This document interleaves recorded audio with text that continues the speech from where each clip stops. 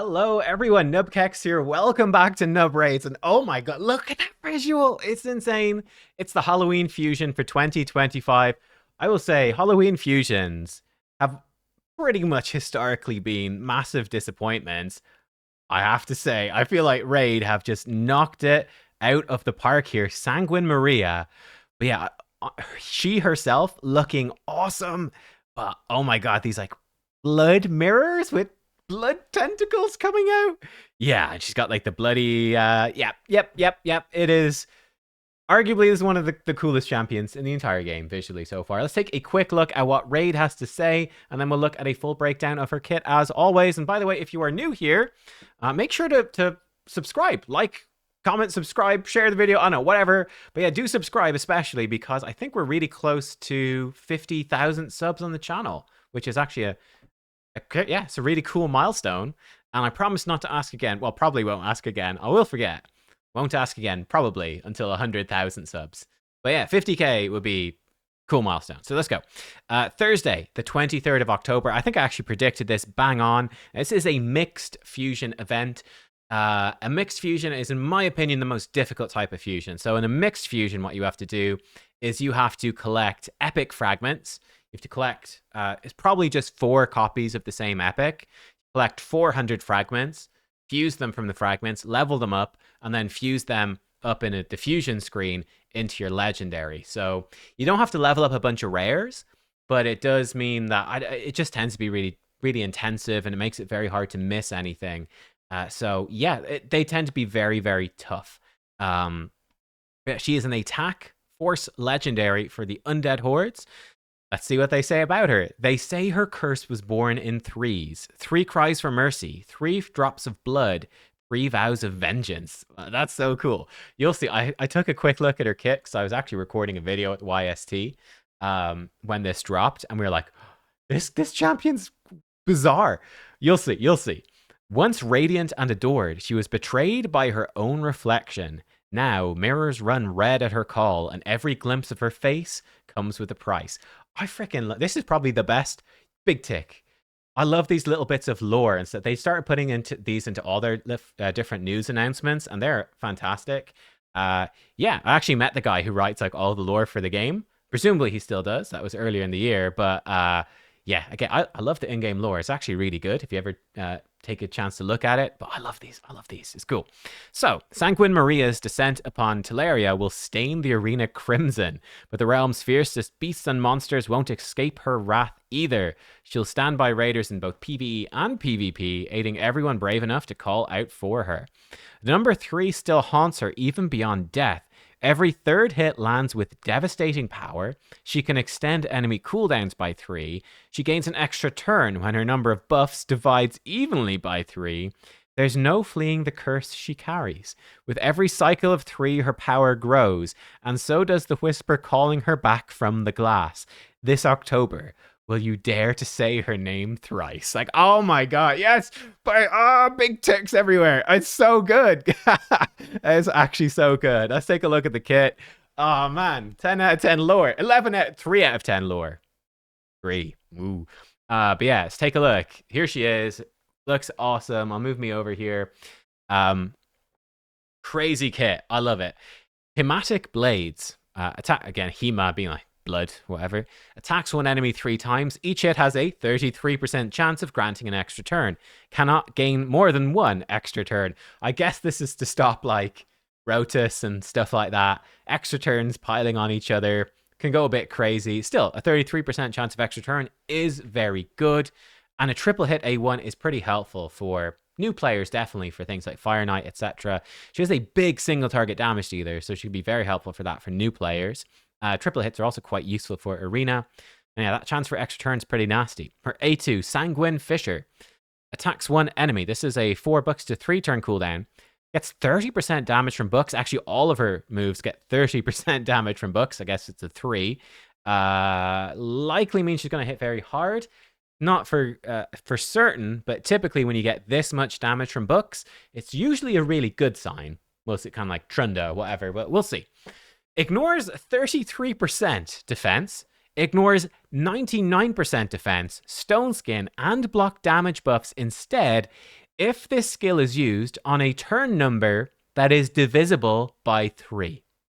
If the target is killed, increases the cooldowns of all enemy skills by 3 turns. This effect cannot be resisted if it's used on a turn number that is divisible by 3. So, this means she'd be not that good with Shuzen, right? Shuzen goes, Maria goes, it's turn number 2, not so good. She would be good if you had like Galathier or Sifi or someone is the fastest champion. So let's say Sifi goes, then Arbiter goes, then Maria goes. Ooh, now we're talking. Or whatever, like Arbiter goes, then Donatello, then Maria. Very spicy. So yeah, you want turns to be divisible by 3. So turn number 3, turn number 6, turn number 9, number 12, etc., etc. Hopefully you know your 3 times tables. I mean, hopefully you're what? I don't know. 8 years old or older, hopefully watching this video, you can do that. Or look it up at least. If not, somehow. But yeah, spicy stuff.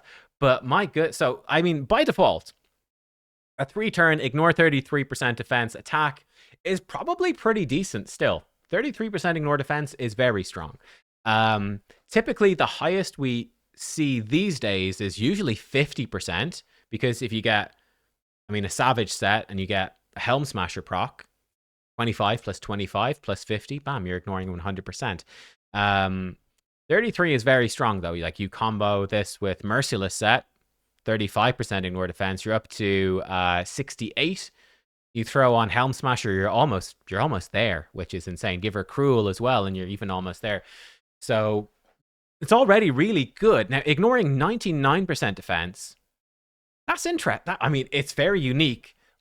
But as you might guess from the sort of the stuff we're throwing on, like if you are wearing a Savage set, or you have the Helm Smasher Mastery, well, if you're ignoring 99% defense, that extra 1% is pretty nice to ignore as well. The more ignore defense you have, the better. But you're easily going over 100. You don't get any benefit for going over 100.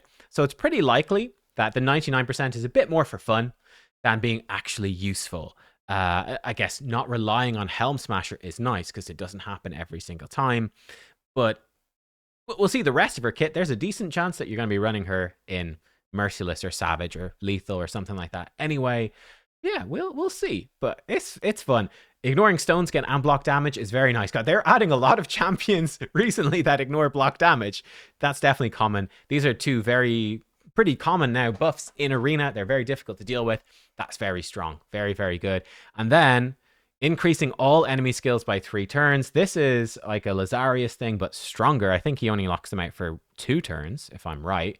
Yeah, he only increases their cooldowns by 2 turns. She does it for 3, but only on that one skill, of course. Oh, sorry, wrong thing. But yeah, I mean, again, that's phenomenally good. So she definitely is going to be insane for newer to mid-game players with like a speed team in Arena. Not quite as strong if they're running a bunch of mythicals who can shapeshift and they're fine. But imagine like a mid-game player where you're not running up against a bunch of mythicals. You go in, let's say like Arbiter Donatello, she goes, she'll ignore Stone Skin. She'll definitely, I mean, 99% defense ignore Stone Skin. She's definitely killing somebody. And then she'll increase all your enemy skills as well. That's really, really, really good. Like, really good. So, cool. Gore Scream, her A3, 4-turn goes to 3-turn. Attacks one enemy. Before attacking, removes all buffs from all enemies. This effect cannot be resisted by enemies with a number of buffs that's divisible by 3. Attacks all remaining enemies with less than 66% HP. Grants an extra turn if this champion's under a number of buffs that's divisible by 3. Like, this champion is going to be very hard to maximize, but when she works, she is going to be so ridiculously good. Okay, so single target attack. And you're going to remove all buffs from all enemies. Could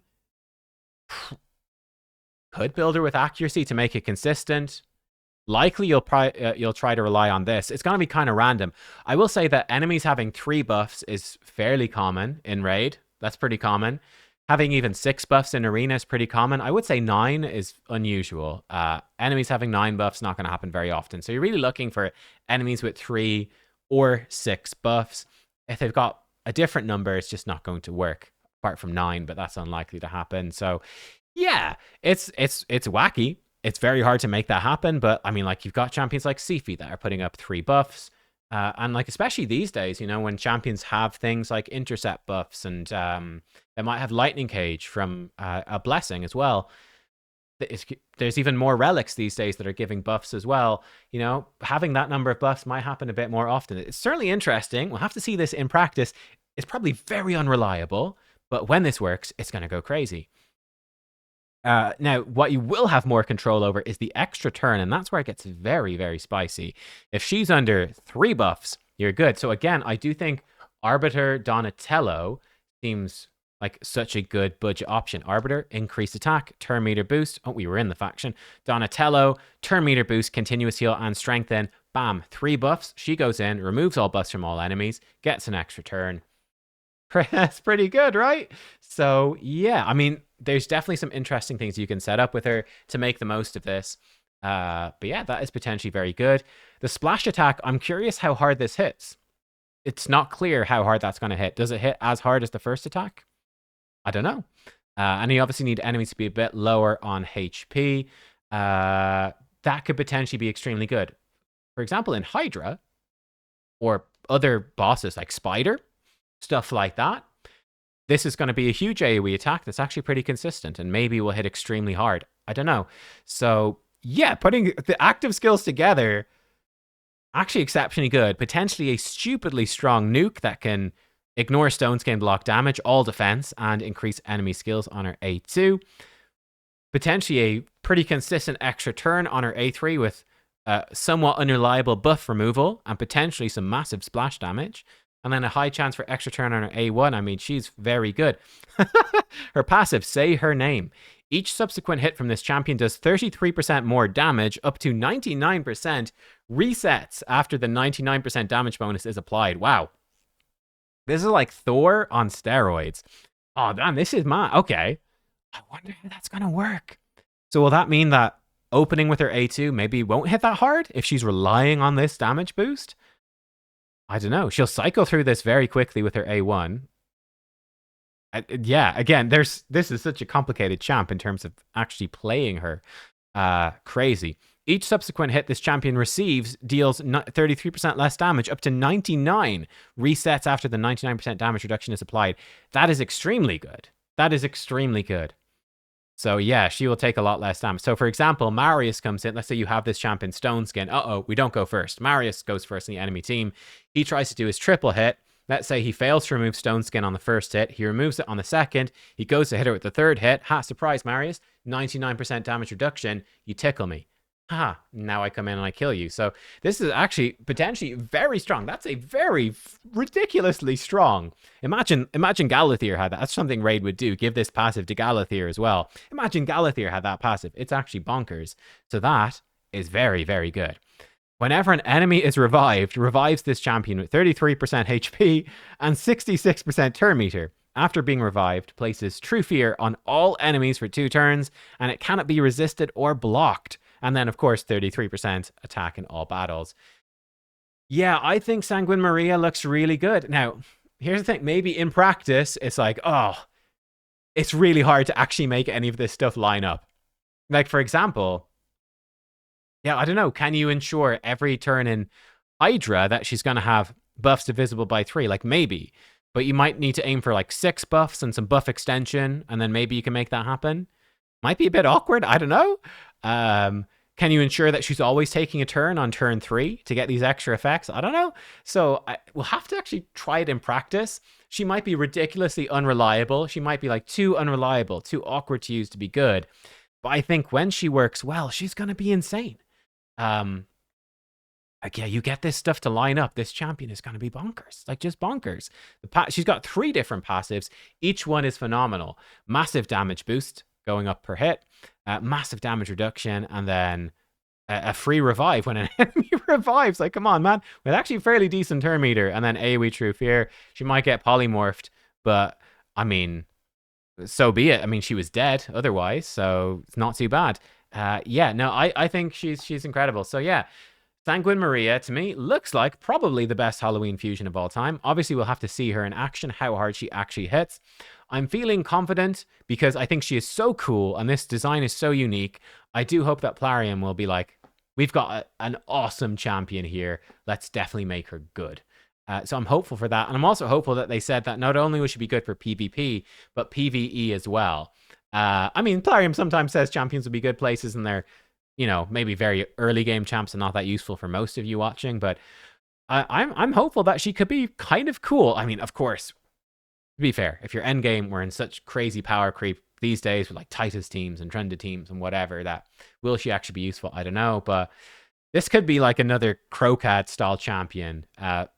Very single target focused, but could be absolutely bonkers. She looks freaking so cool. So yeah, let me know what you guys think of Sanguine Maria. I think she looks extremely promising, incredibly cool, very unique kit. I think she's really badass. I'm very excited to see how she plays. I hope she's good. She seems super fun. So yeah, definitely very, very excited for Halloween Fusion.